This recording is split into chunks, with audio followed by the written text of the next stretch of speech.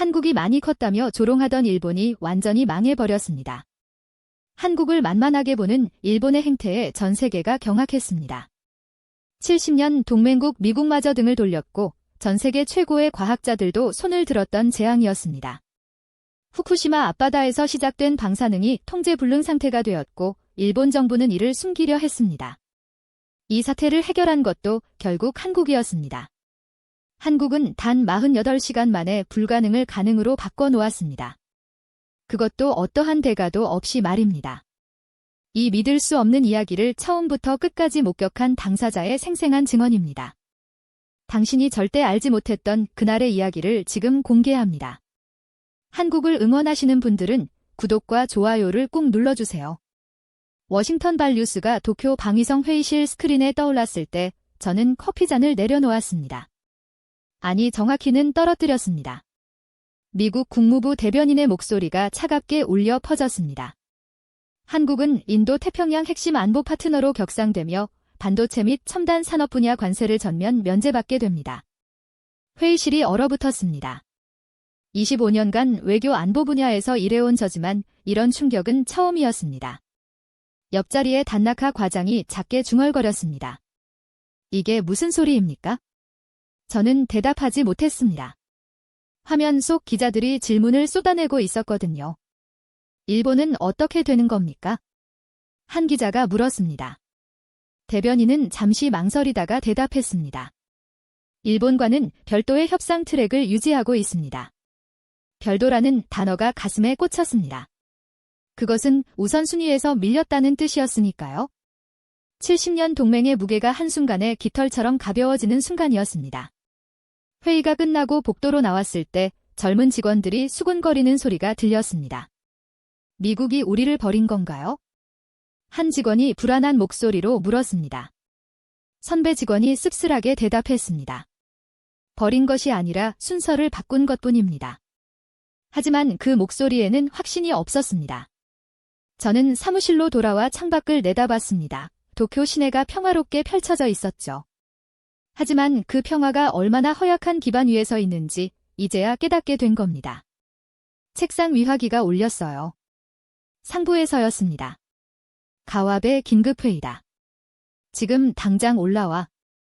저는 서류를 집어들고 엘리베이터로 향했어요. 가슴이 두근거렸죠. 무슨 일이 벌어질지 예감이 들었거든요. 회의실 문을 열었을 때 장관을 비롯한 고위 관계자들이 모두 모여 있었습니다. 분위기가 얼어붙어 있었어요. 장관이 먼저 입을 열었습니다. 이건 단순한 통상 문제가 아니야. 미국이 동아시아 전략을 근본적으로 재편하고 있어. 그 중심에 한국을 놓은 거지. 한 참모가 반박했어요. 하지만 우리 경제 규모가 한국보다 훨씬 큽니다. 기술력도 우위에 있고요. 장관이 고개를 저었습니다. 경제만으로는 설명이 안 돼. 미국이 보는 건 전략적 가치야. 반도체, 배터리, 그리고 중국 견제의 최전선. 한국이 그 모든 걸 갖췄다고 판단한 거지? 저는 속으로 인정할 수밖에 없었어요. 우리는 너무 오랫동안 과거의 영광에 안주해 있었던 겁니다. 다른 참모가 손을 들었습니다. 그럼 우리는 어떻게 대응해야 합니까? 장관이 잠시 침묵했어요. 그리고는 천천히 말했죠. 우리의 존재감을 보여줘야 해. 미국과 한국 모두에게 말이야. 일본이 여전히 이 지역의 주요 플레이어라는 걸 각인시켜야 한다고. 회의실이 조용해졌습니다. 모두가 그 말의 의미를 이해하고 있었거든요. 저도 마찬가지였어요. 회의가 끝난 뒤 저는 다나카와 복도를 걸었습니다. 그가 제 팔을 붙잡았어요. 가와베, 이거 심상치 않아. 존재감을 보여준다는 게 대체 무슨 뜻이야? 저는 고개를 저었습니다. 모르겠어. 하지만 좋은 뜻은 아닌 것 같아. 다나카가 한숨을 쉬었습니다.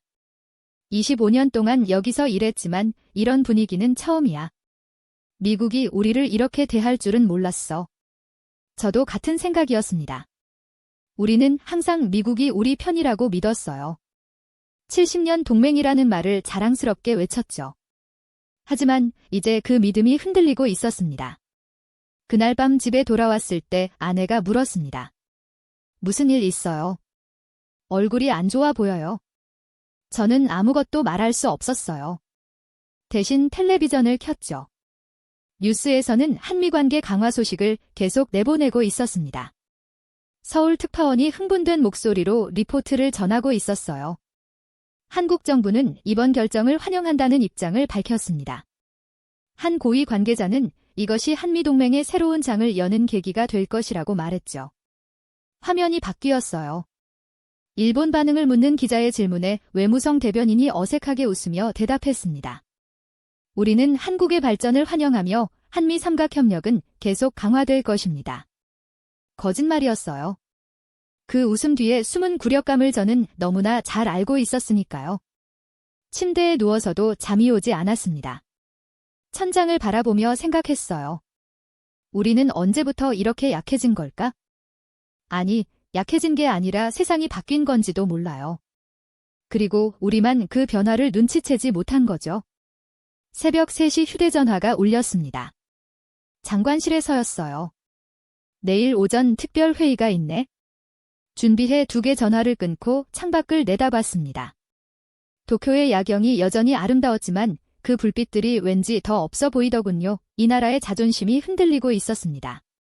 그리고 그 자존심을 되찾기 위해 우리가 무엇을 하게 될지 저는 이미 예감하고 있었어요. 다음 날 아침 특별회의실에 들어섰을 때 이미 핵심 인사들이 모여 있었습니다. 장관, 환경성 차관, 그리고 원자력 규제위원회 위원장까지 평소라면 볼 수 없는 조합이었죠. 뭔가 큰일이 벌어지고 있다는 걸 직감했습니다. 장관이 문을 닫으라고 지시했습니다. 경비 2명이 회의실 입구를 지켰어요. 이건 단순한 회의가 아니었습니다. 모니터에 지도가 떠올랐습니다. 후쿠시마 앞바다였죠? 장관이 입을 열었습니다. 여러분, 우리는 선택의 기로에 섰습니다. 미국은 우리를 이 순위로 밀어냈어요. 한국은 지금 이 순간에도 경제적, 기술적으로 성장하고 있습니다. 우리가 아무것도 하지 않으면이 격차는 더 벌어질 겁니다. 환경성 차관이 고개를 끄덕였습니다. 그래서 후쿠시마입니까? 장관이 레이저 포인터로 지도를 가리켰습니다. 우리는 방사능 정화 기술을 재개합니다. 세계 최고 수준의 기술력을 보여주는 거죠. 미국과 한국, 그리고 전 세계의 말입니다. 일본이 여전히 첨단 기술 강국이라는 것을요. 저는 손을 들었습니다. 하지만 장관님 그 해역은 한국 해류와 맞닿아 있습니다. 실험이 잘못되면 양국 모두 피해를 볼 수 있습니다. 장관이 저를 바라봤어요. 그 눈빛이 차갑더군요. 가와베. 그래서 자네가 필요한 거야? 10년 전 자네가 작성했던 보고서 기억하나? 해양 정화 시뮬레이션 말이야. 심장이 쿵 내려앉았습니다. 그 보고서는 극비 문서였거든요. 기억합니다만 그건 단순한 연구 자료였습니다. 장관이 의미심장한 표정을 지었습니다. 이제는 연구가 아니라 실행이 될 거야. 우리의 기술력을 보여줄 필요가 있거든. 저는 말문이 막혔습니다. 설마 진짜로 그걸 실행하겠다는 건가요? 하지만 장관의 표정은 진지했습니다. 원자력 규제위원회 위원장이 서류를 펼쳤습니다. 우리는 이것을 실험으로 포장할 겁니다. 신기술 검증이라는 명목이죠. 하지만 실제로는 대규모 해양 정화 작업을 완벽하게 수행하는 겁니다. 차관이 구체적인 내용을 설명하기 시작했습니다. 1단계 실험 해역 설정 후쿠시마 앞바다 50km 반경입니다. 2단계 정화 장비 투입 최신 나노 필터 시스템을 동원하죠. 3단계 데이터 수집, 전 세계가 주목하는 가운데 우리 기술의 우수성을 증명합니다. 저는 숨이 막혔습니다. 이건 제가 10년 전에 작성한 시나리오를 넘어서는 것이었거든요. 차관이 덧붙였습니다. 목표 기간은 6개월입니다. 그동안 한국이 무엇을 하든 우리는 세계의 이목을 집중시킬 수 있죠. 저는 반대 의견을 냈습니다. 하지만 해류의 흐름을 고려하면 예측 불가능한 변수가 너무 많습니다. 특히 한국 동해안으로 영향이 갈 수 있습니다. 장관이 손을 흔들었습니다. 그래서 실험이라는 거야? 우리는 조심스럽게 진행합니다. 하지만 세계는 일본의 기술력에 다시 주목하게 될 거야. 다나카가 조심스럽게 물었습니다. 미국의 반응은 어떨 것 같습니까? 장관이 냉소적으로 웃었습니다. 미국은 이미 우리를 이 순위로 밀어냈어. 이제는 우리가 얼마나 중요한 존재인지 상기시켜 줄 때야. 한국만 챙기다가는 일본을 이룰 수도 있다는 걸 보여줘야 합니다. 회의실이 조용해졌습니다. 모두가 이 계획의 위험성을 알고 있었지만 동시에 매력을 느끼고 있었습니다. 굴욕을 당한 자존심을 회복할 수 있는 기회였으니까요. 위원장이 일정을 발표했습니다. 3주 후 실시합니다. 그때까지 모든 준비를 완료하죠. 언론에는 전기 실험이라고만 발표하고요. 저는 마지막으로 한 번 더 시도했습니다. 장관님, 정말로 이게 최선입니까? 다른 방법은 없습니까? 장관이 책상을 탁 쳤습니다. 가화배 자네는 25년간 이 분야에서 일했어. 다른 방법이 있으면 진작에 찾았겠지? 지금 우리에게 필요한 건 말이 아니라 행동이야. 기술력을 보여줘야 해. 회의가 끝나고 복도로 나왔을 때 다나카가 제 어깨를 두드렸습니다. 까와베 괜찮아. 얼굴이 창백해. 저는 고개를 저었습니다. 괜찮지 않아. 이건 잘못된 거야? 하지만 말리지 못한 제 자신이 한심했습니다. 다나카가 작게 속삭였습니다. 우리가 뭘 할 수 있겠어? 이미 결정된 일이야. 그냥 명령을 따르는 수밖에. 사무실로 돌아와서 10년 전 제가 작성한 보고서를 꺼내봤습니다. 표지에는 극비라는 도장이 선명하게 찍혀 있었죠. 페이지를 넘기면서 과거의 제 자신을 원망했습니다. 왜 이런 걸 만들었을까? 당시에는 단순한 학술 연구라고 생각했거든요. 가능성을 타진해보는 시뮬레이션일 뿐이었죠. 하지만 지금은 그게 실제 작전 계획이 되어버렸습니다. 보고서 마지막 페이지에 제가 써놓은 결론이 있었습니다. 본 시나리오는 기술적으로는 실행 가능하나 해양 생태의 파장을 고려할 때 절대 실행되어서는 안 된다. 저는 그 문장을 한참 바라봤습니다. 10년 전에 저는 현명했어요. 하지만 지금의 일본은 그 경고를 무시하고 있었습니다. 3주가 눈 깜짝할 새 지나갔습니다. 준비는 착착 진행됐어요. 후쿠시마 앞바다에 실험선이 배치됐고 최신 정화 장비들이 실려나갔죠. 언론에는 전기 해양 조사라고만 발표했습니다. 아무도 진짜 목적을 몰랐어요. 실험 전날 밤 저는 연구소 실험실에 남아 있었습니다. 모니터에는 해류 시뮬레이션이 돌아가고 있었죠. 빨간색 화살표들이 복잡하게 얽혀 있었습니다. 제 동료인 사토 박사가 옆에서 말했습니다. 가와베 이거 봐, 해류가 예상보다 빠르게 움직이고 있어? 저는 화면을 자세히 들여다봤습니다. 사토의 말이 맞았어요. 쿠로시오 해류가 평소보다 30% 빠른 속도로 흐르고 있었습니다. 이러면 확산 속도도 빨라지겠군요. 사토가 고개를 끄덕였습니다. 그것뿐이 아니야. 동해 난류와 만나는 지점이 한국 동해 안에서 불과 80km밖에 안 떨어져 있어. 저는 가슴이 철렁했습니다. 상부에 보고해야겠어? 사토가 제 팔을 붙잡았습니다. 소용없어. 이미 언론에 발표했잖아. 지금 중단하면 체면만 구이는 거야.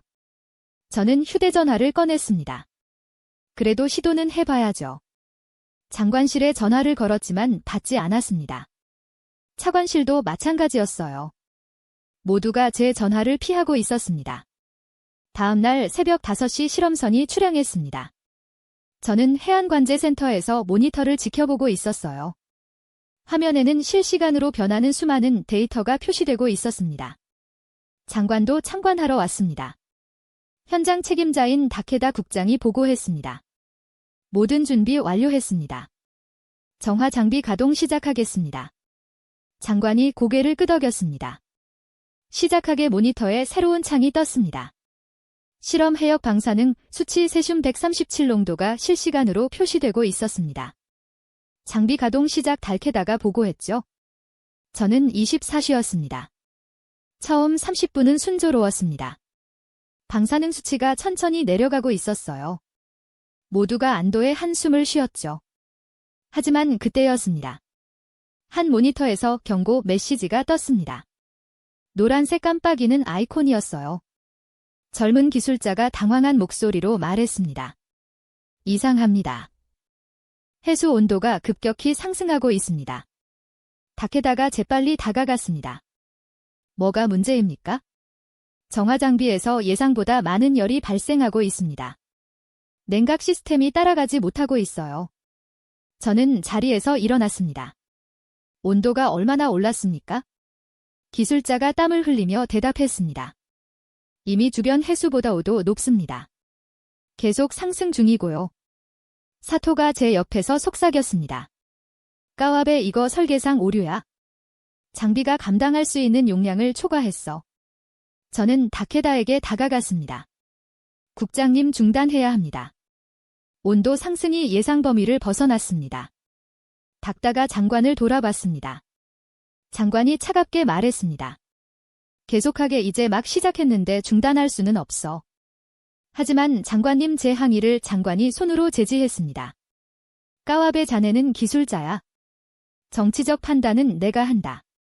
계속 진행하게. 다케다가 고개를 숙였습니다. 알겠습니다. 계속 진행합니다. 다른 모니터에서도 경고음이 울리기 시작했습니다. 빨간색 경고 메시지가 연달아 떴죠. 해수순환 패턴 변화 감지 예상 해류 방향 이탈 확산 속도 증가. 저는 소리쳤습니다. 장비를 중단하세요. 지금 당장. 하지만 이미 늦었습니다. 메인 모니터에 거대한 빨간 글씨가 떴습니다. 냉각 시스템 임계점 도달, 제어 불능. 그 순간 실험선에서 연기가 피어오르기 시작했습니다. 관제센터의 모든 불이 깜빡였습니다. 비상경보가 울려 퍼졌죠. 실험선에서 검은 연기가 하늘로 치솟고 있었어요. 현장 카메라가 그 광경을 생생하게 보여주고 있었습니다. 닥다가 무전기를 들고 소리쳤습니다.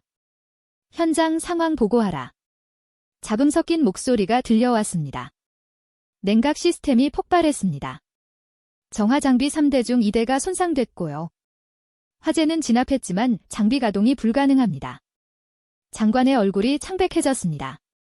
방사능 확산은 어떻게 됐나? 현장 책임자의 목소리가 떨렸습니다. 그게 측정이 안 됩니다. 장비가 모두 망가졌습니다. 저는 위성 데이터를 띄웠습니다. 화면에 빨간색 구름 같은 게 퍼져나가고 있었어요. 사토가 제 어깨 너머로 화면을 보더니 신음했습니다. 세상에, 이건. 저는 빠르게 계산했습니다. 확산 속도가 예상보다 3배 빨랐어요. 장관님, 큰일입니다. 방사능 물질이 통제 범위를 벗어났습니다. 장관이 다가와 화면을 봤습니다. 얼마나 퍼진 거야? 저는 지도의 범위를 표시했습니다. 이미 50km 반경을 넘어섰습니다. 쿠로시오 해류를 타고 북동쪽으로 빠르게 이동 중입니다. 다케다가 물었습니다. 그럼 어디로 가는 겁니까? 사토가 대답했습니다. 이 속도라면 72시간 내에 한국 동해 안에 도달합니다. 회의실이 얼어붙었습니다. 장관이 책상을 쳤습니다. 막을 방법은 없나? 저는 고개를 저었습니다. 지금은 불가능합니다. 장비가 모두 손상됐고 설령 복구한다 해도 이미 확산된 물질을 회수할 방법이 없습니다. 장관이 의자에 주저앉았습니다. 한참을 침묵하던 그가 입을 열었습니다. 언론에는 어떻게 발표하지? 다케다가 조심스럽게 말했습니다. 일단은 전기 실험 중 경미한 사고가 발생했다고 하는 게 어떻겠습니까? 저는 반박했습니다. 경미한 사고라니요. 방사능 물질이 통제 불능 상태로 퍼지고 있습니다. 이건 재난입니다. 장관이 저를 노려봤습니다. 가화배, 지금 패닉을 일으키자는 건가? 우리가 진실을 말하면 어떻게 되는지 알아. 저는 목소리를 높였습니다. 하지만 거짓말을 하면 더 큰 피해가 발생합니다. 한국에도 통보해야 합니다. 장관이 손을 저었습니다. 한국 절대 안 돼. 그들이 알면 국제적인 망신이야. 그냥 조용히 처리하자고. 저는 믿을 수가 없었습니다. 조용히 처리요. 사람들의 생명이 달린 문제입니다. 장관이 일어섰습니다. 까와베, 자네는 과학자야? 정치를 몰라? 지금 우리가 이 사실을 인정하면 일본의 기술력 신화가 무너져 미국은 더욱 우리를 무시할 거고 한국은 비웃을 거야. 저는 말문이 막혔습니다. 사토가 제 팔을 붙잡았습니다. 까와베 진정해. 흥분하면 안 돼. 하지만 저는 진정할 수가 없었습니다. 모니터를 가리키며 말했죠. 저기 보세요. 지금 이 순간에도 확산되고 있습니다. 72시간 후면 한국 어민들이 피해를 입습니다. 우리가 그걸 막아야 하지 않습니까? 장관이 차갑게 말했습니다. 72시간이면 3일이야. 그동안 방법을 찾으면 돼. 다해다 복구팀을 즉시 구성하게 저는 고개를 저었습니다. 3일로는 부족합니다. 지금 당장 국제 전문가들의 도움이 필요합니다. 장관이 코음을 쳤습니다. 국제 전문가, 우리가 세계 최고 원자력 기술 보유국이야. 외부 도움 같은 건 필요 없어. 저는 주먹을 쥐었습니다. 그자만 심히 지금 이 사태를 만든 겁니다. 장관의 얼굴이 붉어졌습니다. 뭐라고? 지금 나한테 대드는 거야? 저는 한 발짝 다가섰습니다. 대드는 게 아닙니다. 진실을 말하는 겁니다. 우리의 기술로는 이 사태를 해결할 수 없습니다. 회의실이 숨죽였습니다. 장관이 천천히 말했습니다. 가업의 자네 지금 해고당하고 싶나? 저는 그의 눈을 똑바로 봤습니다. 해고되는 게 사람들을 죽게 하는 것보다 낫습니다. 장관이 다케다를 돌아봤습니다. 가와베를 당장 이 프로젝트에서 배제시키게 다케다가 난처한 표정을 지었습니다. 하지만 장관님, 가와베가 이 분야 최고 전문가입니다. 그가 없으면 복구가 더 어려워집니다. 장관이 잠시 망설이더니 저에게 말했습니다. 좋아. 남아있어도 좋아. 하지만 입조심하게 한마디라도 밖으로 새어나가면 그때는 정말 끝이야. 저는 대답하지 않았습니다. 대신 모니터로 돌아가 데이터를 분석하기 시작했죠. 빨간색 구름은 점점 더 커지고 있었습니다. 그날 밤 저는 관제센터에 남아 있었습니다. 다른 직원들은 모두 퇴근했지만 저는 갈 수가 없었어요. 사토가 커피를 가져다 줬습니다. 가와베 좀 쉬어. 저는 고개를 저었습니다. 뭐 쉬어? 지금 이 순간에도 상황은 악화되고 있어. 하토가 한숨을 쉬었습니다. 우리가 뭘 할 수 있겠어? 위에서 결정한 일인데 저는 화면을 보며 중얼거렸습니다. 뭔가 방법이 있을 거야? 반드시 그렇게 이틀이 지났습니다. 상황은 나아지지 않았어요. 오히려 악화됐죠? 방사능 물질은 예상보다 빠르게 확산되고 있었고 우리의 복구 시도는 번번이 실패했습니다. 장관이 긴급회의를 소집했습니다. 이번에는 일본 최고의 과학자들이 모였어요. 노벨 물리학상을 받은 야마다 교수, 도쿄 해양학과 학과장 요시다 박사, 그리고 원자력 안전위원회 전 위원장 나카무라까지 모두가 이 분야의 거장들이었습니다. 야마다 교수가 먼저 입을 열었습니다. 데이터를 검토해봤는데 이건 예측할 수 없는 반응입니다. 정화장비가 해수 성분과 예상치 못한 화학 반응을 일으켰어요. 요시다 박사가 보충 설명을 했습니다. 쿠로시오 해류의 연분 농도가 평년보다 높았습니다. 그게 촉매 역할을 한 것 같습니다. 장관이 물었습니다. 그럼 해결 방법은 뭡니까? 나카무라가 고개를 저었습니다. 솔직히 말씀드리면 현재 기술로는 불가능합니다. 이미 확산된 물질을 회수하려면 최소 6개월은 걸립니다. 장관의 얼굴이 굳었습니다. 6개월, 그때까지 기다릴 수 없어. 야마다 교수가 서류를 펼쳤습니다. 그렇다면 한 가지 방법밖에 없습니다. 실험을 중단하고 국제사회에 도움을 요청하는 겁니다. 장관이 책상을 쳤습니다. 그건 안 돼. 우리 체면이 어떻게 됩니까? 요시다 박사가 조심스럽게 말했습니다. 하지만 장관님, 이미 한국 해역으로 확산되고 있습니다. 24시간 내에 그들의 어장에 도달할 겁니다. 저는 손을 들었습니다. 장관님, 이제는 한국에 통보해야 합니다. 더 이상 숨길 수 없습니다. 장관이 저를 노려봤습니다. 가합의 또 시작인가? 한국에 알리면 그들이 가만히 있을 것 같아. 당장 국제 문제로 비화될 거야. 나카무라가 끼어들었습니다. 그래도 통보는 해야 합니다. 이건 도덕적 의무입니다. 장관이 냉소했습니다. 지금 도덕 타령할 때가 아니야? 우리 일본의 명예가 걸린 문제라고 야마다 교수가 일어섰습니다. 장관님, 저는 50년간 과학자로 살았습니다. 한 가지 확실한 건 자연은 거짓말을 용납하지 않는다는 겁니다. 지금 우리가 진실을 숨기면 더 큰 재앙이 옵니다. 장관이 비웃었습니다. 재앙 이미 재앙이야. 문제는 그 재앙을 어떻게 관리하느냐는 거지? 요시다 박사가 모니터를 가리켰습니다. 보세요. 확산 속도가 가속화되고 있습니다. 이 제12시간 내에 한국 동해안 어장에 도달합니다. 저는 계산기를 두드렸습니다. 현재 농도로 계산하면 새 수치가 안전 기준치의 5배입니다. 어민들에게 즉각적인 피해가 갑니다. 장관이 팔짱을 꼈습니다. 그래서 어쩌자는 겁니까? 우리가 손들고 한국에 가서 용서를 빌까? 나카무라가 진지하게 말했습니다. 그게 맞습니다. 지금이라도 통보하고 공동 대응을 해야 합니다. 장관이 고개를 저었습니다. 절대 안 돼. 다른 방법을 찾으시오. 야마다 교수가 서류를 덮었습니다. 장관님, 저는 더 이상 이 회의에 참여할 수 없습니다. 과학자로서의 양심이 허락하지 않습니다. 장관이 놀란 표정을 지었습니다. 뭐라고요? 야마다 교수가 일어서며 말했습니다. 진실을 숨기는데 제 이름을 사용하지 마십시오. 저는 여기서 물러나겠습니다.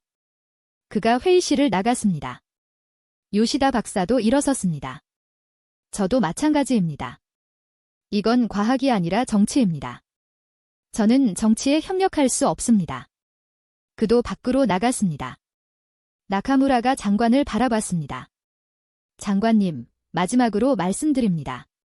지금 당장 한국에 통보하십시오. 안 그러면 저도 단독으로 행동하겠습니다. 장관이 위협적으로 말했습니다. 나카무라 씨 그러면 배신자가 되는 겁니다. 나카무라가 쓸쓸하게 웃었습니다. 배신자요. 진실을 말하는 게 배신이라면 기꺼이 배신자가 되겠습니다. 그도 회의실을 떠났습니다. 이제 남은 건 저와 사토 그리고 다케다뿐이었습니다. 장관이 우리를 돌아봤습니다. 당신들은 어떻습니까? 나도 배신할 겁니까? 사토가 머뭇거렸습니다. 저는 잘 모르겠습니다. 다케다가 고개를 숙였습니다. 저는 명령에 따르겠습니다. 장관이 저를 봤습니다. 까와벨, 저는 잠시 망설였습니다. 그리고 천천히 입을 열었죠. 저는 과학자입니다. 진실을 말하는 게 제 의무입니다. 장관이 비웃었습니다. 그래, 좋아. 하지만 기억해 두게. 자네가 진실을 말하는 순간 자네 커리어는 끝이야. 저는 대답했습니다. 커리어보다 중요한 게 있습니다. 사람들의 생명입니다. 장관이 일어섰습니다. 회의는 여기까지야. 가와베 자네는 오늘부터 이 프로젝트에서 제외다. 저는 고개를 끄덕였습니다. 알겠습니다. 회의실을 나오면서 저는 휴대전화를 꺼냈습니다. 한국해양수산부 긴급 연락처를 검색했죠. 손가락이 떨렸습니다. 복도 끝에서 사토가 제 이름을 불렀습니다. 가와베 정말 할 거야? 저는 고개를 끄덕였습니다. 해야지. 이미 12시간밖에 안 남았어. 사토가 한숨을 쉬었습니다. 자네 용기 있네? 나는 그렇게 못해. 저는 그를 이해했습니다. 누구나 자기 인생이 소중하니까요. 하지만 저는 더 이상 침묵할 수 없었습니다. 결국 저는 한국에 전화하기 전에 한 가지를 더 시도하기로 했습니다. 미국이었죠. 70년 동맹국이라면 분명 도와줄 거라고 믿었거든요. 외교부를 통해 미국 국무부에 긴급기술 지원 요청서를 보냈습니다. 답변은 다음 날 아침에 왔습니다. 화상회의 형태였어요. 스크린에 미국 환경보호청 동아시아 담당관이 나타났습니다. 중년의 백인 남성이었죠. 표정이 무척 딱딱했습니다. 장관이 먼저 인사했습니다. 바쁘신 중에 시간 내주셔서 감사합니다. 담당관이 고개를 끄덕였습니다. 무슨 일로 연락하셨습니까? 장관이 상황을 설명했습니다. 후쿠시마해 방사능 정화 실험 중 예기치 못한 사고가 발생했습니다. 현재 우리 기술진으로는 통제가 어려운 상황입니다. 미국의 기술 지원을 요청합니다. 담당관이 잠시 침묵했습니다. 그리고는 조심스럽게 입을 열었죠. 상황은 파악하고 있습니다. 하지만 현재 우리의 해양 전문가들은 한국환경부와 공동 프로젝트를 진행 중입니다. 장관의 얼굴이 굳었습니다. 한국이라고요? 담당관이 말했습니다. 내동의 생태계 보존 프로젝트입니다.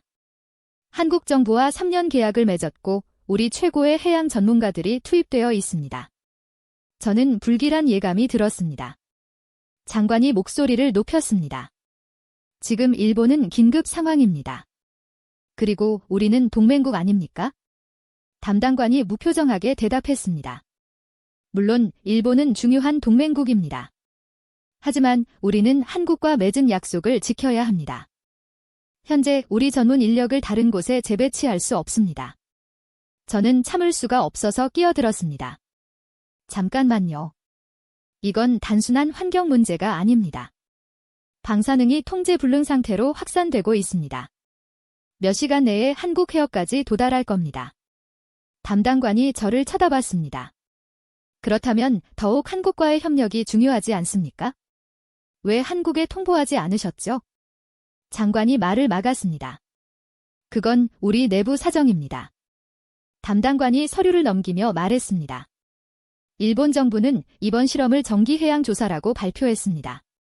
하지만 우리는 실상을 알고 있습니다. 무허가 방사능 정화 실험이었죠. 회의실이 조용해졌습니다. 장관이 당황한 표정을 지었어요. 담당관이 계속했습니다. 더 심각한 건 일본이 이 사실을 한국에 숨기고 있다는 겁니다. 우리는 한국을 배신할 수 없습니다. 장관이 애원하듯 말했습니다. 그렇다면 언제쯤 지원이 가능합니까? 담당관이 화면을 보며 대답했습니다. 한국 프로젝트는 최소 6개월은 더 진행됩니다. 그 이후에나 검토가 가능할 것 같습니다. 6개월이라는 말에 저는 기가 막혔습니다. 장관이 떨리는 목소리로 말했습니다. 6개월은 너무 깁니다. 우리는 지금 당장 도움이 필요합니다. 담당관이 냉정하게 대답했습니다. 죄송합니다. 워싱턴의 정책 우선순위는 명확합니다. 현재 인도 태평양 전략의 핵심은 한국입니다. 저는 마지막으로 시도했습니다. 적어도 기술 자문이라도 받을 수 있습니까? 원격으로라도요. 담당관이 고개를 저었습니다. 그것도 어렵습니다. 우리 전문가들은 한국 프로젝트에 전념해야 합니다. 장관이 책상을 쳤습니다. 이게 동맹입니까? 70년 동맹이 이렇게 가볍습니까? 담당관의 표정이 더욱 굳어졌습니다. 동맹은 상호 신뢰에 기반합니다. 일본이 한국의 사실을 숨기는 동안 우리는 한국의 신뢰를 배신할 수 없습니다. 저는 물었습니다. 그럼 일본이 한국에 통보하면 도와주시겠습니까? 담당관이 잠시 생각하더니 말했습니다. 그것도 장담할 수 없습니다. 이미 자원이 배정되어 있으니까요. 하지만 최소한 한국과의 공동 대응은 가능할 겁니다. 장관이 비웃었습니다. 한국과 공동 대응 우리 보고 머리 숙이고 도와달라고 하라는 겁니까? 담당관이 담담하게 대답했습니다. 그건 일본 정부가 결정할 일입니다. 화면이 꺼졌습니다. 회의실은 충격에 휩싸였죠. 아무도 말을 하지 못했습니다. 다케다가 조용히 말했습니다. 미국은 이미 선택을 했습니다. 한국을 선택한 겁니다. 장관이 주먹으로 책상을 내리쳤습니다. 이게 말이 되나? 70년 동맹이 이렇게 허무하게 무너지다니. 저는 의자에 주저앉았습니다. 믿었던 동맹이 무너지는 순간이었어요. 회의가 끝나고 복도로 나왔을 때 젊은 직원 하나가 물었습니다. 과장님, 미국이 도와준다고 했습니까? 저는 고개를 저었습니다. 아니, 거절당했어. 직원의 얼굴이 창백해졌습니다. 그럼 어떻게 합니까? 저는 대답할 수 없었습니다. 사무실로 돌아와 창밖을 바라봤습니다. 도쿄 시내가 보였어요. 평화로운 풍경이었지만 그 평화는 곧 깨질 거였습니다. 다나카가 제자리로 왔습니다. 가화베이 거절했다며 저는 고개를 끄덕였습니다. 한국 때문이래. 그들의 프로젝트가 더 중요하다고 다나카가 한숨을 쉬었습니다. 이제 정말 막다른 길이네. 저는 모니터를 켰습니다. 화면에는 실시간 확산 데이터가 표시되고 있었습니다. 빨간색 영역이 점점 한국 쪽으로 다가가고 있었습니다. 이제 6여 시간밖에 안 남았어. 저는 중얼거렸습니다. 다나카가 물었습니다. 뭐가? 저는 화면을 가리쳤습니다. 한국 동해안까지 6시간. 이제 정말로 결정해야 해. 저는 책상 서랍을 열었습니다. 그 안에 한국해양수산부 긴급 연락처가 적힌 명함이 있었어요. 3년 전 국제학회에서 만난 박지현 박사의 명함이었죠. 당시 그녀는 동해 방사능 모니터링 시스템에 대해 발표했었습니다. 인상 깊었던 기억이 납니다. 다나카가 제 손에 든 명함을 봤습니다. 설마 한국에 연락하려고? 저는 고개를 끄덕였습니다. 다른 방법이 없어. 다나카가 제 팔을 붙잡았습니다. 가화배 미쳤어. 장관이 알면 자네 정말 끝장이야. 저는 그의 손을 떼어냈습니다. 이미 끝장이야. 중요한 건 사람들이 피해를 입기 전에 막는 거야? 다나카가 한숨을 쉬었습니다. 자네가 영웅이라도 되려고. 저는 쓸쓸하게 웃었습니다. 영웅이 아니야. 그냥 과학자일 뿐이야. 진실을 말하는 게 과학자의 의무잖아. 저는 휴대전화를 꺼냈습니다. 명함에 적힌 번호를 눌렀죠. 신호음이 울렸습니다. 1번, 2번, 3번, 여보세요. 낮은 여성의 목소리였습니다. 저는 일본어로 말했습니다. 박지현 박사님이십니까? 저는 일본해양연구소 가화배입니다. 3년 전 학회에서 뵈봤는데요. 잠시 침묵이 흘렀습니다. 기억합니다. 무슨 일이십니까? 저는 심호흡을 했습니다. 긴급히 상담드릴 일이 있습니다. 공식적인 건 아니고 개인 자격으로 연락드렸습니다. 박사의 목소리가 경계하는 듯 했습니다. 어떤 일인데요? 저는 진실을 말하기로 했습니다. 후쿠시마 해 방사능 정화 실험을 했습니다. 하지만 통제에 실패했고 지금 6시간 내에 한국 동해안에 도달할 겁니다. 전원 너머로 숨소리가 들렸습니다. 박사가 날카롭게 물었습니다. 뭐라고요? 방사능이 우리 해역으로 온다고요? 저는 대답했습니다. 네, 죄송합니다. 우리 기술로는 막을 수 없었습니다. 박사의 목소리가 차갑게 변했습니다. 그래서 지금 도와달라고 전화하신 겁니까? 저는 고개를 숙였습니다. 전화통 너머라 보이지 않았지만요. 네, 부끄럽지만 그렇습니다. 박사가 비웃었습니다. 일본은 독도 문제로 우리를 괴롭히고 위안부 문제도 제대로 사과하지 않았습니다. 이제는 바다까지 오염시켜놓고 도와달라고요. 저는 할 말이 없었습니다. 그녀의 말이 다 맞았으니까요. 박사가 계속했습니다. 더 가인 거니 사실을 우리 정부에 공식 통보도 하지 않으셨죠. 개인 자격으로 전화한다는 게 그 뜻 아닙니까? 저는 인정했습니다. 맞습니다. 우리 정부는 숨기려고 합니다. 하지만 저는 그럴 수 없었습니다. 박사가 차갑게 말했습니다. 적어도 양심은 있으시네요. 하지만 죄송합니다. 협력은 어렵습니다. 저는 다급하게 말했습니다. 박사님, 이건 정치가 아닙니다. 사람들의 생명이 달린 문제입니다. 박사가 반박했습니다. 정치가 아니라고요? 일본이 우리에게 한 게 뭡니까?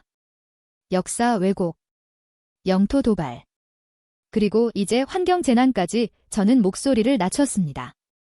제가 사과드릴 수 있는 건 아닙니다. 하지만 지금 이 순간 한국 어민들이 위험합니다. 박사가 잠시 침묵했습니다. 그리고 물었습니다. 정확한 데이터를 보내주실 수 있습니까? 저는 희망이 보였습니다. 지금 당장 보내드리겠습니다. 박사가 말했습니다. 데이터를 검토하고 우리 정부에 보고하겠습니다. 하지만 협력 여부는 장담할 수 없습니다.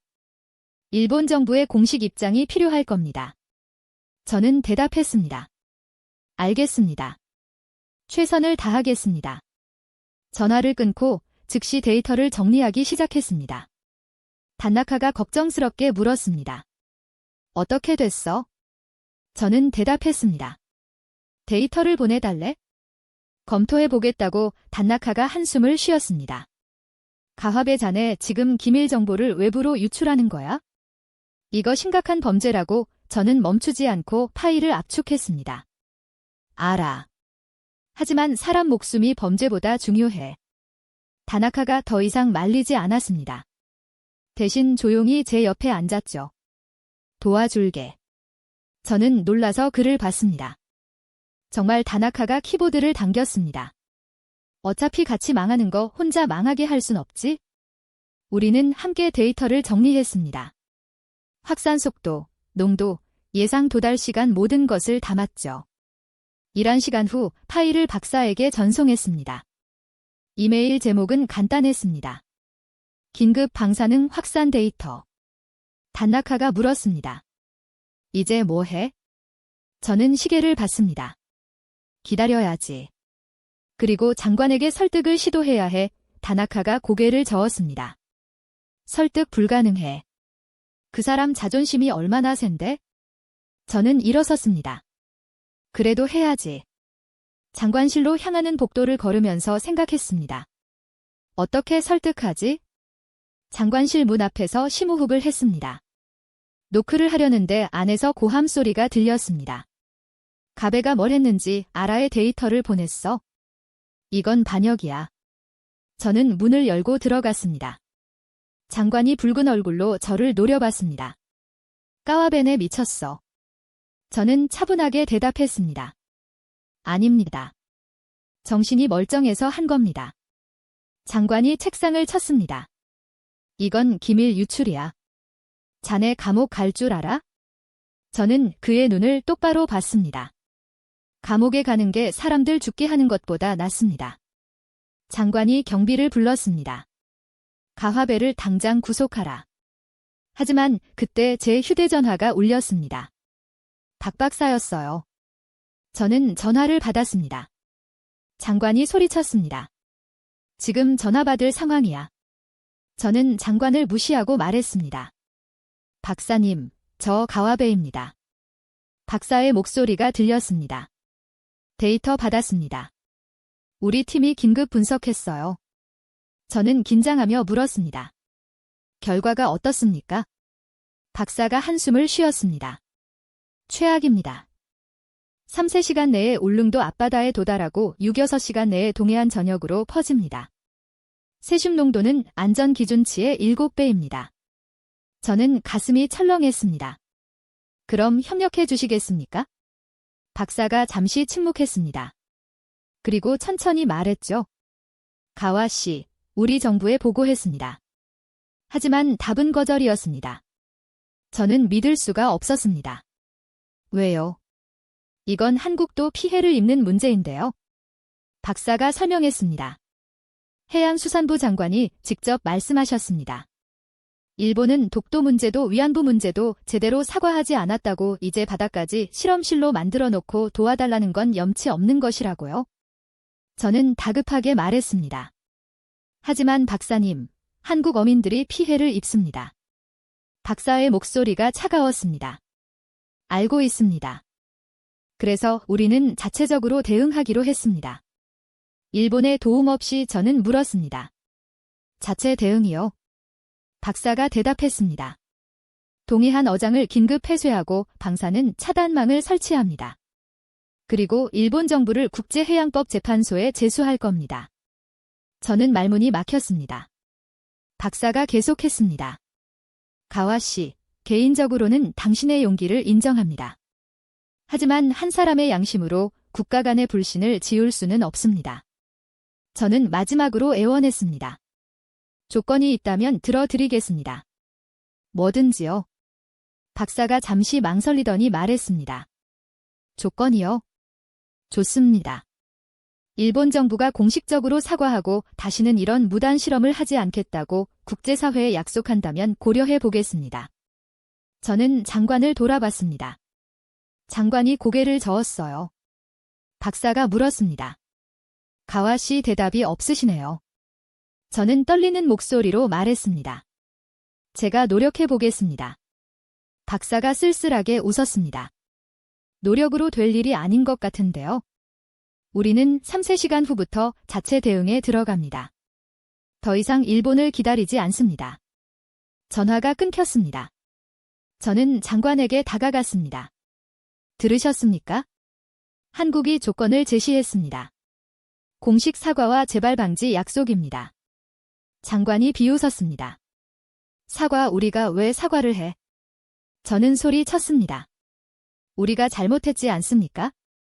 무단으로 실험하고 통제에 실패하고 이제 한국까지 피해를 주고 있습니다. 장관이 책상을 쳤습니다. 까와베, 정신 차려. 우리가 한국에 머리 숙이는 순간 일본의 자존심은 땅에 떨어져 저는 그의 셔츠를 움켜잡았습니다. 자존심이요. 자존심이 사람 목숨보다 중요합니까? 경비들이 저를 떼어냈습니다. 장관이 정리하며 말했습니다. 까와베, 자네는 해고야. 당장 나가. 저는 비웃었습니다. 해고요. 좋습니다. 하지만 진실은 숨길 수 없습니다. 장관이 위협적으로 말했습니다. 입 조심해. 밖에 한마디라도 새어나가면 국가보안법 위반으로 고소한다. 저는 대답하지 않고 회의실을 나왔습니다. 복도에서 단나카가 기다리고 있었습니다. 어떻게 됐어? 저는 고개를 저었습니다. 한국이 거절했어. 조건이 있는데 장관이 받아들이지 않아 다나카가 한숨을 쉬었습니다. 예상했던 일이야. 저는 창밖을 내다봤습니다. 도쿄의 하늘이 맑았어요. 하지만 바다 너머에서는 재앙이 다가오고 있었습니다. 다나카가 제 어깨를 두드렸습니다. 가베, 이제 어떻게 할 거야? 저는 주먹을 쥐었습니다. 언론에 알려야 해. 다나카가 놀라서 저를 봤습니다. 미쳤어. 그럼 자네 정말 감옥 가. 저는 대답했습니다. 상관없어. 이대로는 못 있어. 그날 밤 저는 도쿄의 한 카페에서 아사히 신문 환경 전문 기자를 만났습니다. 그는 후지모토라는 이름의 40대 남성이었죠. 후지모토가 조심스럽게 물었습니다. 전화로 하신 말씀이 사실입니까? 방사능이 통제 불능이라고요? 저는 USB를 꺼내 건넸습니다. 여기 모든 데이터가 있습니다. 확산 속도, 농도, 예상 피해 범위까지요. 후지모토가 USB를 받으며 물었습니다. 이걸 공개하면 가와베 씨는 어떻게 됩니까? 저는 쓸쓸하게 웃었습니다. 해고됐습니다. 아마 고소도 당할 거예요. 후지모토가 진지하게 물었습니다. 그런데도 공개하시겠습니까? 저는 고개를 끄덕였습니다. 제가 과학자인 이유는 진실을 밝히기 위해서입니다. 거짓 속에서 사람들이 죽게 놔둘 순 없습니다. 후지모토가 노트북을 켰습니다.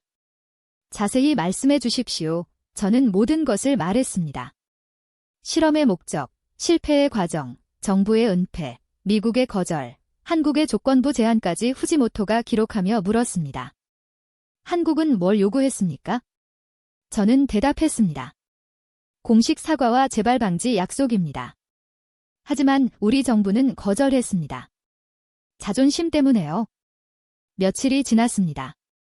저는 유치장에 갇혀 있었지만 바깥 소식은 계속 들려왔어요. 형사가 가져온 신문을 통해서였죠. 상황은 제가 걱정했던 것보다 훨씬 나빴습니다. 3일째 되는 날 형사가 급하게 유치장 문을 열었습니다. 가와 씨, 이거 봐야 합니다.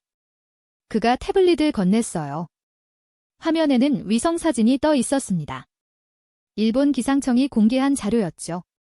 빨간색 구름 같은 게 후쿠시마에서 시작해서 이바라키, 치바, 도쿄만까지 뻗어 있었습니다. 저는 손가락으로 화면을 확대했습니다. 후쿠시마를 넘어 미기, 이와테, 아오모리까지 일본 동북부 해안 전체가 오염 범위에 들어가 있었어요. 형사가 말했습니다. 일본 언론이 난리입니다. 저는 계속 화면을 들여다봤습니다. 농도 수치가 표시되어 있었어요. 세슘 137이 안전 기준치의 8배에서 12배까지 이건 재앙이었습니다. 다음 화면을 넘기니 이바라키 어항 사진이 나왔습니다. 어선들이 모두 항구에 묶여 있었고 어민들이 거리로 나와 시위를 하고 있었어요. 손에 든 피켓에는 이렇게 쓰여 있었습니다. 정부는 책임져라. 우리 바다를 돌려달라 한 어민이 카메라 앞에서 울부짖고 있었습니다. 3대째 어업으로 살아왔습니다. 이제 뭘 먹고 살라는 겁니까? 정부가 우리를 죽이고 있습니다. 저는 화면을 볼 수가 없었습니다. 형사가 다음 기사를 보여줬습니다. 미야키 현 마을에서는 주민 50여 명이 병원에 실려갔다고 했습니다. 오염된 해산물을 먹었기 때문이었죠. 이와테에서는 어민 200명이 생계를 잃었다고 했습니다. 일본 정부가 동북부 전체 어장을 폐쇄했거든요. 센다이의 한 초밥집 주인이 인터뷰하는 영상이 있었습니다. 30년 동안이 가게를 운영했습니다. 하루아침에 손님이 끊겼어요. 누가 동북부 생선을 먹겠습니까? 정부가 우리 인생을 망쳤습니다. 저는 태블릿을 내려놓았습니다. 가슴이 무너지는 것 같았어요. 형사가 조용히 말했습니다. 가와시 말이 맞았습니다. 정부가 거짓말한 거였어요. 저는 대답하지 못했습니다. 맞았다는 게 기쁘지 않았거든요. 오히려 더 괴로웠습니다. 그날 오후 형사가 다시 왔습니다.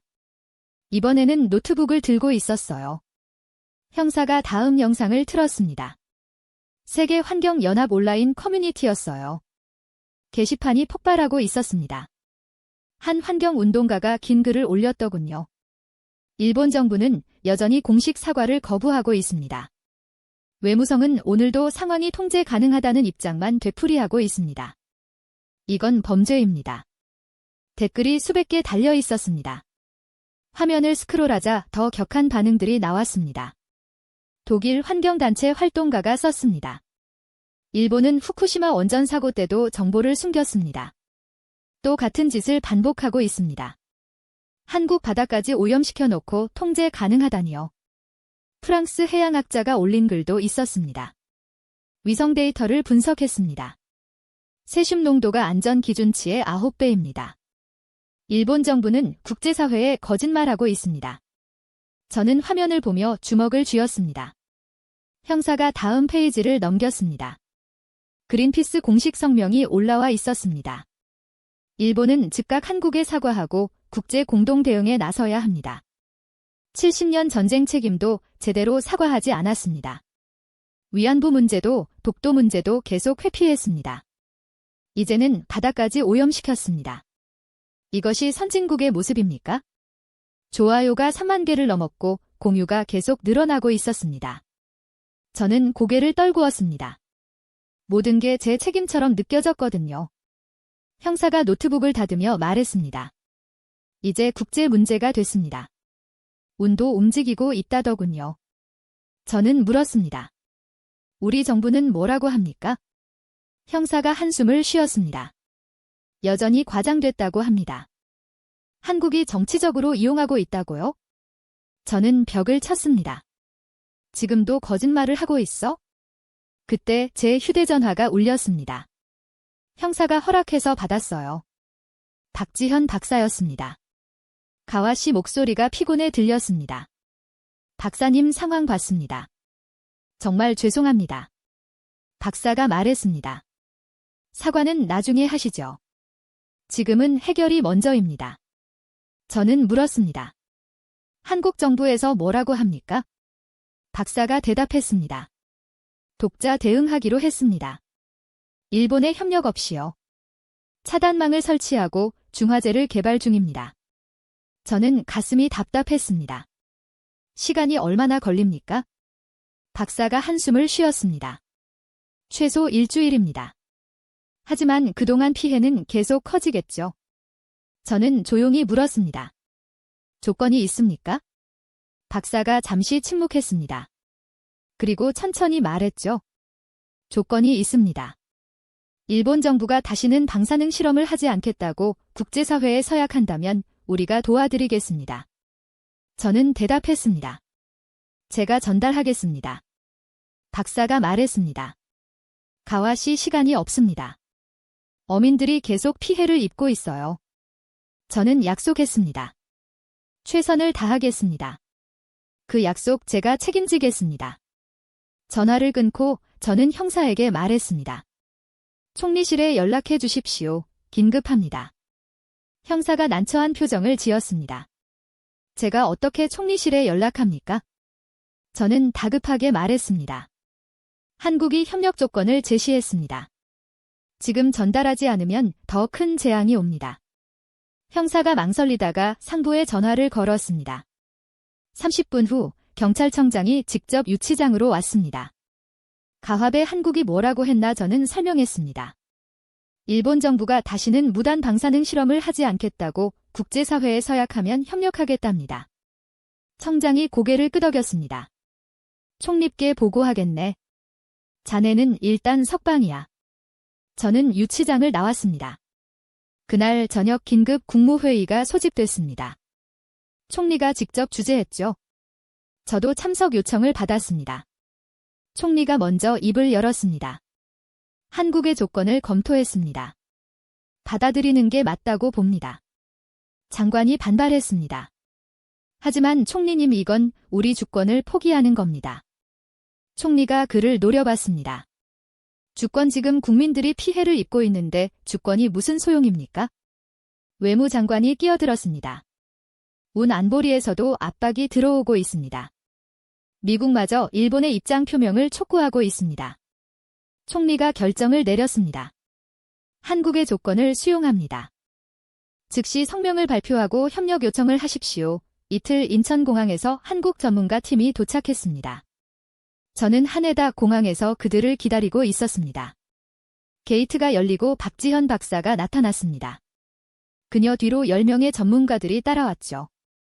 태양학자, 화학자, 방사능 전문가들이었습니다. 박사님, 저는 그녀에게 다가가 깊이 허리를 숙였습니다. 와주셔서 정말 감사합니다. 박사가 손을 내었습니다. 감사는 나중에 하시죠. 지금은 시간이 없습니다. 바로 현장으로 가시죠. 우리는 즉시 후쿠시마로 향했습니다. 관제센터에 도착하자마자 한국팀은 작업복으로 갈아입었습니다. 박사가 팀원들에게 지시했습니다. 김 박사는 확산 모델링기, 이 박사는 중화제 배아, 최 박사는 살포 계획을 수립하십시오. 네, 박사님. 팀원들이 일제히 움직였습니다. 저는 그 모습을 보며 감탄했습니다. 완벽한 팀워크였죠? 사토가 제 옆으로 왔습니다. 까와베, 저 사람들 정말 프로구만. 저는 고개를 끄덕였습니다. 우리가 열흘 동안 못한 걸 저들은 이틀 안에 할 거야. 박사가 저를 불렀습니다. 가아베 씨, 일본책 자원 현황을 알려주시겠습니까? 저는 자료를 펼쳤습니다. 해상자위대 선박 30척, 해양경찰 선박 15척, 항공기 8대가 대기 중입니다. 박사가 지도에 표시하기 시작했습니다. 선박은이 지점들에 배치하고 항공기는이 루트로 살포합니다. 김 박사가 보고했습니다. 박사님 시뮬레이션 완료했습니다. 현재 속도로는 48시간 내에 완료 가능합니다. 박사가 확인했습니다. 좋습니다. 중화제 생산은 어떻습니까? 이 박사가 대답했습니다. 일본책 화학공장 3곳에서 24시간 가동 중입니다. 12시간 후 첫 배치가 완성됩니다. 박사가 고개를 끄덕였습니다. 모두 수고하십시오. 48시간 안에 끝냅시다. 저는 박사에게 다가갔습니다. 뭔가 도울 일이 있습니까? 박사가 미소 지었습니다. 커피나 좀 부탁드려도 될까요? 팀원들이 피곤해 보이네요. 저는 급히 커피를 준비했습니다. 팀원들에게 하나씩 나눠주면서 말했습니다. 정말 감사합니다. 한 젊은 연구원이 대답했습니다. 당연한 일입니다. 바다는 우리 모두의 것이니까요. 그 말에 저는 가슴이 뭉클했습니다. 첫날 밤이 지나갔습니다. 아무도 잠을 자지 않았습니다. 한국 팀도 일본 팀도 모두 자리를 지켰죠. 새벽 3시 이 박사가 소리쳤습니다. 첫 배치 중화제 도착했습니다. 모두가 환호했습니다. 박사가 즉시 지시했습니다. 선박 10척에 적재하고 즉시 추항하십시오. 해상자위대 선박들이 움직이기 시작했습니다. 중화제를 싣고 오염 해역으로 향했죠. 저는 모니터로 실시간 상황을 지켜봤습니다. 선박들이 정해진 지점에 도착해서 중화제를 살포하기 시작했습니다. 12시간 후 김 박사가 보고했습니다. 박사님 수치가 떨어지고 있습니다. 박사가 화면을 확인했습니다. 세슘 농도가 30% 감소했습니다. 효과가 있어요. 관제센터의 환호성이 터졌습니다. 하지만 박사는 차분했습니다. 아직 절반도 안 됐습니다. 계속 진행하십시오. 둘째 날도 쉬지 않고 작업이 이어졌습니다. 항공기가 상공에서 중화제를 살포했고 선박들은 해상에서 계속 움직였습니다. 저는 박사 옆에서 함께 모니터를 지켰습니다. 그녀가 조용히 말했습니다. 가와 씨, 묻고 싶은 게 있습니다. 저는 그녀를 돌아봤습니다. 말씀하십시오. 박사가 물었습니다. 왜 그렇게까지 하셨습니까? 자신의 커리어를 버리면서까지요.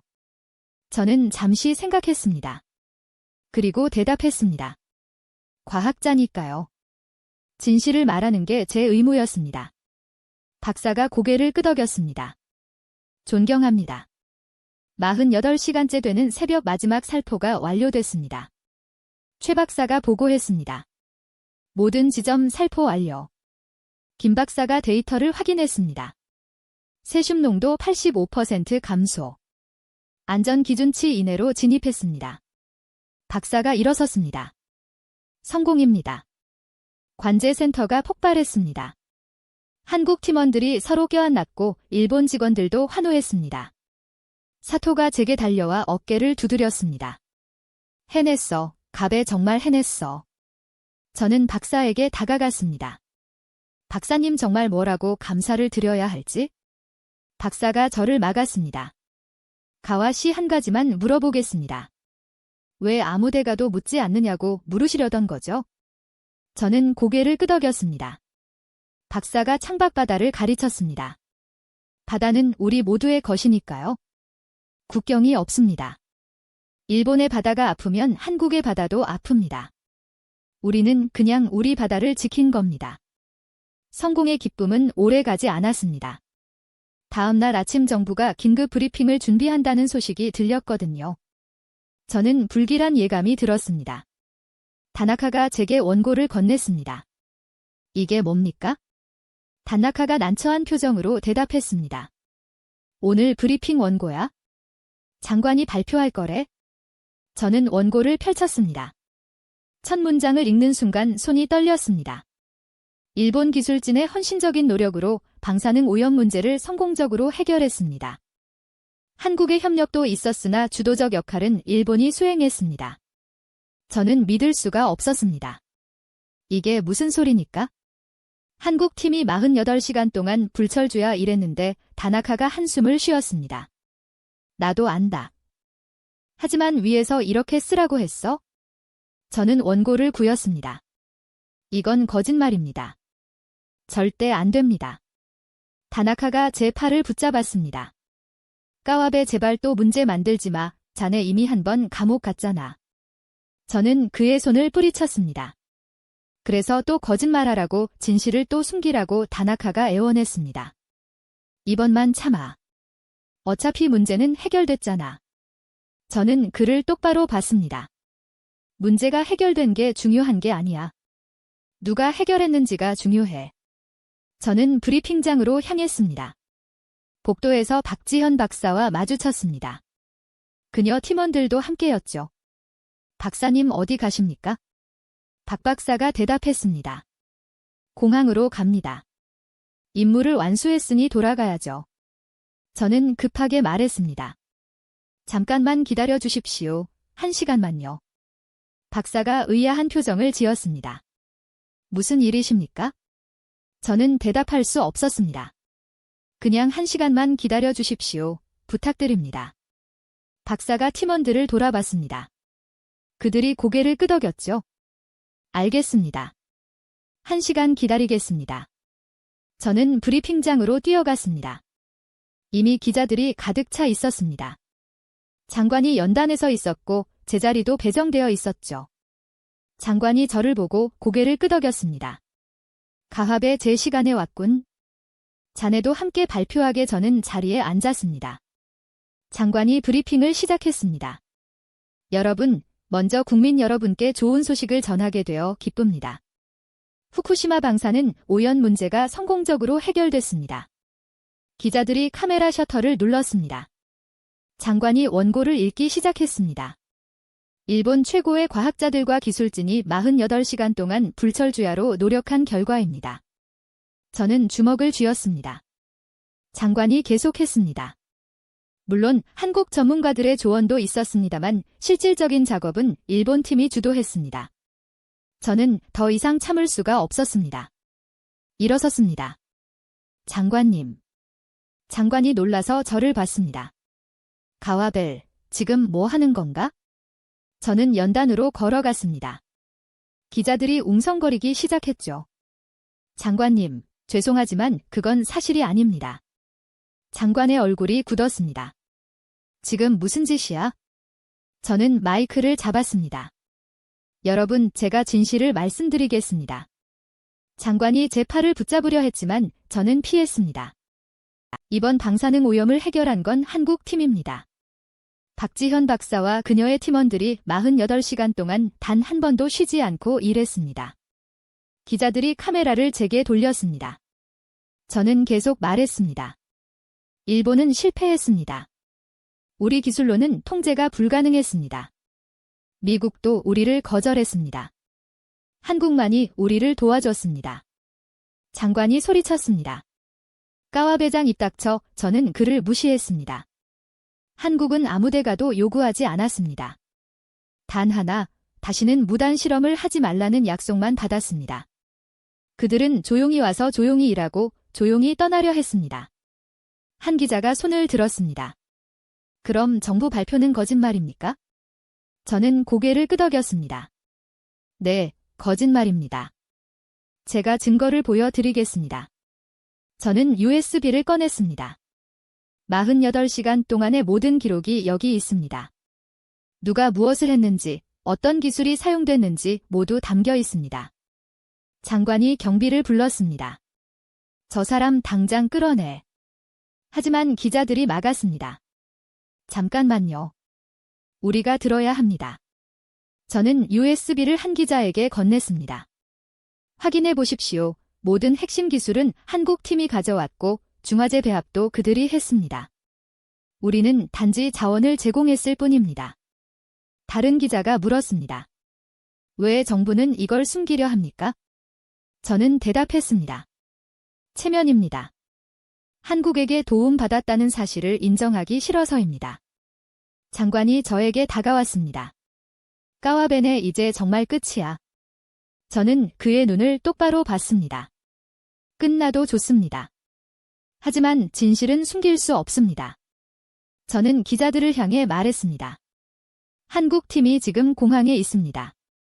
그들이 떠나기 전에 직접 확인하십시오. 기자들이 일제히 움직이기 시작했습니다. 브리핑장이 순식간에 비었죠. 장관이 주저앉으며 중얼거렸습니다. 망했어. 다 망했어. 저는 조용히 말했습니다. 아닙니다. 이제 시작입니다. 진실을 말하는 것이 시작입니다. 저는 브리핑장을 나왔습니다. 공항으로 향했죠. 도착했을 때 이미 기자들이 몰려와 있었습니다. 박지현 박사가 당황한 표정으로 서 있었습니다. 박사님, 저는 그녀에게 다가갔습니다. 박사가 물었습니다. 가와베 씨, 이게 무슨 일입니까? 저는 대답했습니다. 진실을 말했습니다. 당신들이 한 일을 세상에 알렸습니다. 박사가 난처해했습니다. 저희는 그럴 필요 없었는데요. 저는 고개를 저었습니다. 아닙니다. 세상이 알아야 합니다. 진짜 영웅이 누군지요? 기자 한 명이 박사에게 마이크를 들이댔습니다. 박사님, 일본 정부가 당신들의 공을 숨기려 했다는데 사실입니까? 박사가 잠시 망설이더니 대답했습니다. 저희는 공을 바라고 온 게 아닙니다. 바다는 우리 모두의 것이니까요. 그날 저녁 전 세계 언론이 움직였습니다. 저는 집에 돌아와 텔레비전을 켰습니다. CNN부터 BBC까지 모든 뉴스가 같은 이야기를 하고 있었죠. CNN 앵커가 보도했습니다.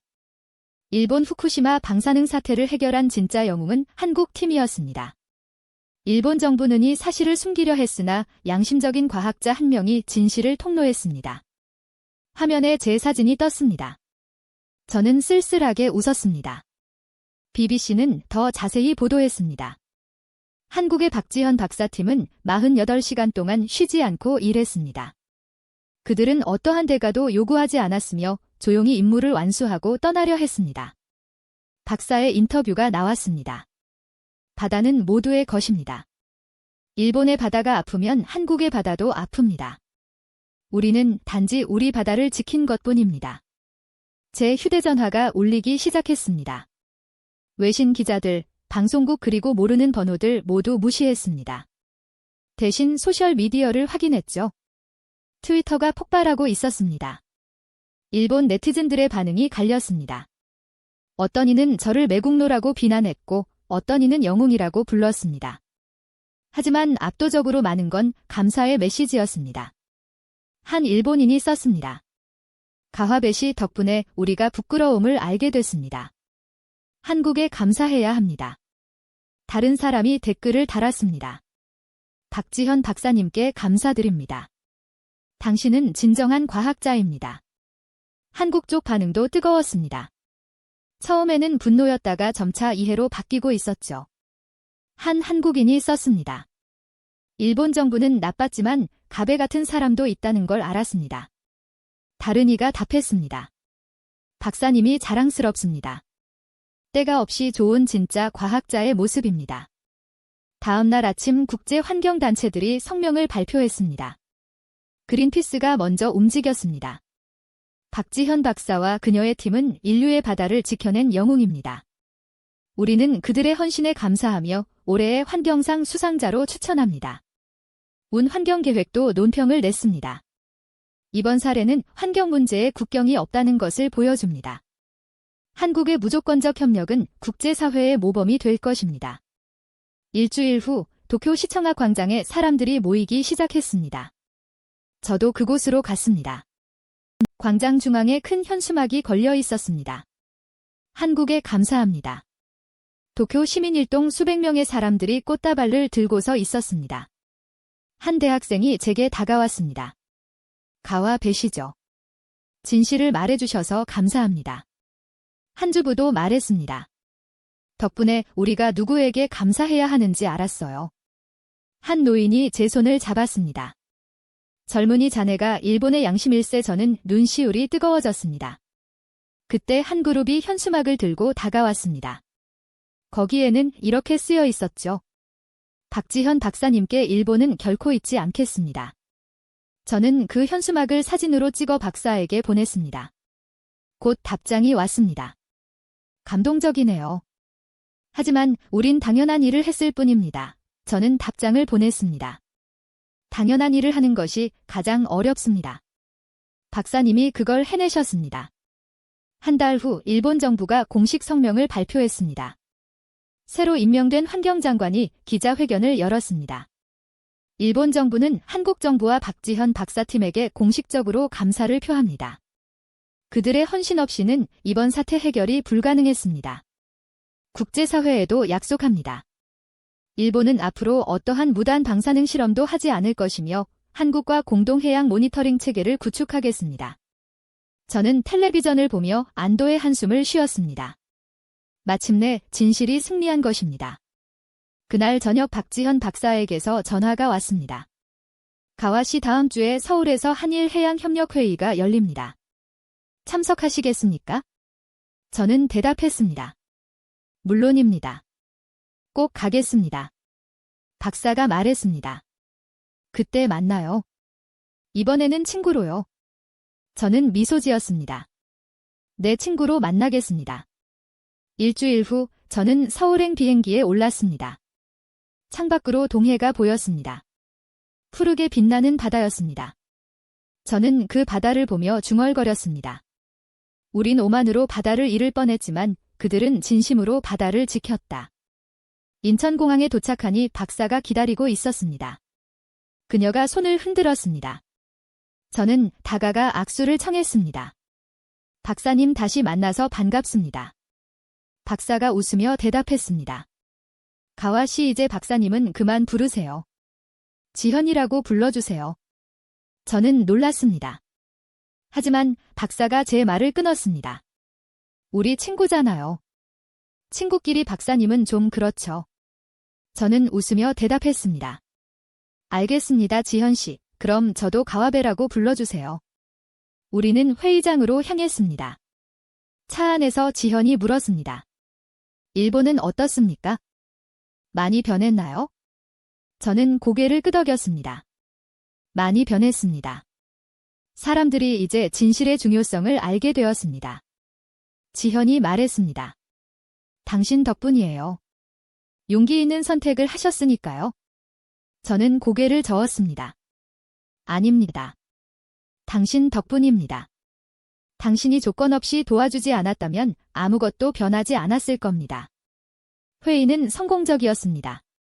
한일 양국이 공동 해양 모니터링 시스템 구축에 합의했습니다. 회의가 끝나고 지현이 저를 부산으로 데려갔습니다. 자갈치 시장이었습니다. 한 달 전 텅 비었던 그곳은 이제 활기를 되찾았습니다. 상인 한 분이 저희를 보고 웃으며 말했습니다. 어서 오세요. 이제 안전합니다. 일본 과학자가 보증했어요. 저는 웃으며 대답했습니다. 한국 과학자가 지켜낸 겁니다. 우리는 바닷가로 걸어갔습니다. 석양이 동해를 붉게 물들이고 있었습니다. 지현이 바다를 바라보며 말했습니다. 결국 바다가 우리를 하나로 만들었네요. 저는 고개를 끄덕였습니다. 맞습니다. 바다는 국경이 없으니까요. 지현이 계속 말했습니다. 앞으로도 이런 일이 생기면 함께 해결하면 됩니다. 우리는 이제 팀이니까요. 저는 그녀의 손을 잡았습니다. 네, 우리는 팀입니다. 그날 밤 저는 부산 호텔방에서 바다를 바라봤습니다. 푸른 바다가 고요하게 빛나고 있었습니다. 저는 생각했습니다. 우린 자존심으로 바다를 잃을 뻔했지만 진심으로 바다를 되찾았다. 그리고 그 과정에서 더 소중한 것을 얻었다. 진정한 이웃을 말입니다. 휴대전화에 메시지가 왔습니다. 지현이었습니다. 내일 아침 같이 바다를 보러 갈까요? 저는 답장을 보냈습니다. 좋습니다. 우리의 바다를 함께 보겠습니다. 바다는 푸르게 빛났습니다. 거짓이 아닌 진실로 오만이 아닌 겸손으로 그리고 무엇보다 사람을 향한 진심으로 빛나는 바다.